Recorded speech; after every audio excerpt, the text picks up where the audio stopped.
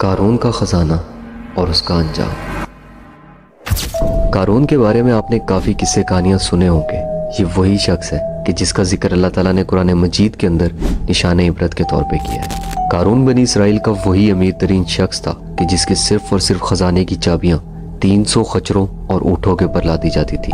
تاریخ کے مطابق شاید ہی قارون جتنی مال و دولت کسی اور کو ملی ہو۔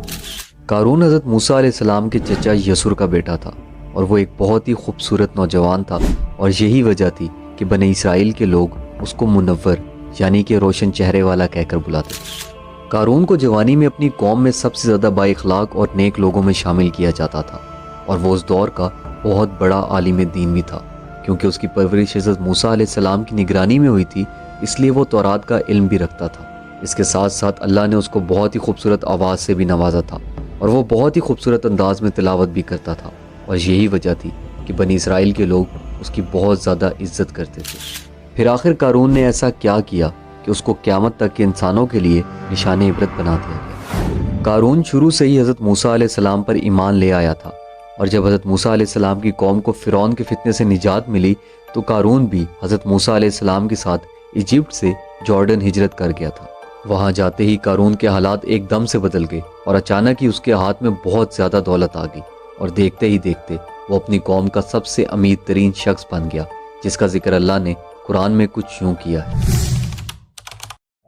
بے شک قارون موسیٰ کی قوم سے تھا، پھر اس نے قوم پر زیادتی کی، اور ہم نے اس کو اتنا خزانہ دیا کہ جن کی چابیاں اٹھانا ایک طاقتور جماعت پر بھاری تھی، اور اس کی قوم نے اس سے کہا کہ اتراؤ نہیں، بے شک اللہ اترانے والوں کو پسند نہیں کرتا۔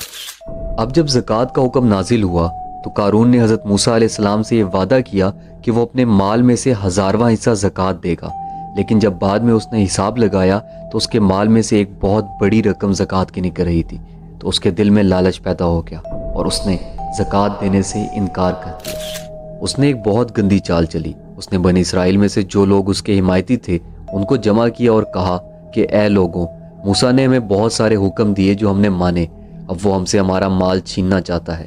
تم لوگ ایک فاحشہ عورت کو لے کر آؤ تاکہ اسے پیسے دے کر موسیٰ کو بدکار ثابت کیا جا سکے۔ اگلے دن قارون نے قوم کو اکٹھا کیا اور حضرت موسیٰ علیہ السلام سے پوچھا کہ زنا کی کیا سزا ہے؟ تو حضرت موسیٰ علیہ السلام نے جواب دیا کہ جو زنا کرے اسے سنگسار کیا جائے یہاں تک کہ وہ مر جائے۔ پھر قارون نے حضرت موسیٰ علیہ السلام سے پوچھا کہ اگر آپ ایسا کریں تو آپ کے لیے کیا سزا ہے؟ تو حضرت موسیٰ علیہ السلام نے جواب دیا کہ میرے لیے بھی یہی سزا ہے۔ تو جواب میں قارون نے کہا کہ قوم کے لوگ یہ کہہ رہے ہیں کہ آپ نے فلاں عورت سے زنا کیا ہے۔ تو حضرت موسیٰ علیہ السلام نے فرمایا کہ اس عورت کو میرے سامنے لاؤ، لہٰذا اس عورت کو پیش کیا گیا۔ تو حضرت موسیٰ علیہ السلام نے پوچھا کہ اے عورت، تجھے اس اللہ کی قسم جس نے بنی اسرائیل کے لیے دریا کو پھاڑ دیا اور دریا سے پار کروایا اور فرعون کے فتنے سے نجات دی، سچ کہہ دے واقعہ کیا ہے؟ جب اس عورت نے حضرت موسیٰ علیہ السلام کا غصہ دیکھا تو وہ کانپ گئی، اور اس نے پوری قوم کے سامنے یہ سچ کہہ دیا کہ اے اللہ کے نبی، مجھے قارون نے بہت زیادہ دولت دے کر آپ پر الزام لگانے کے لیے راضی کیا تھا۔ اس وقت حضرت موسیٰ علیہ السلام سجدہ شکر میں گر گئے اور اللہ سے یہ دعا کی کہ اللہ قارون پر اپنا غضب نازل فرما۔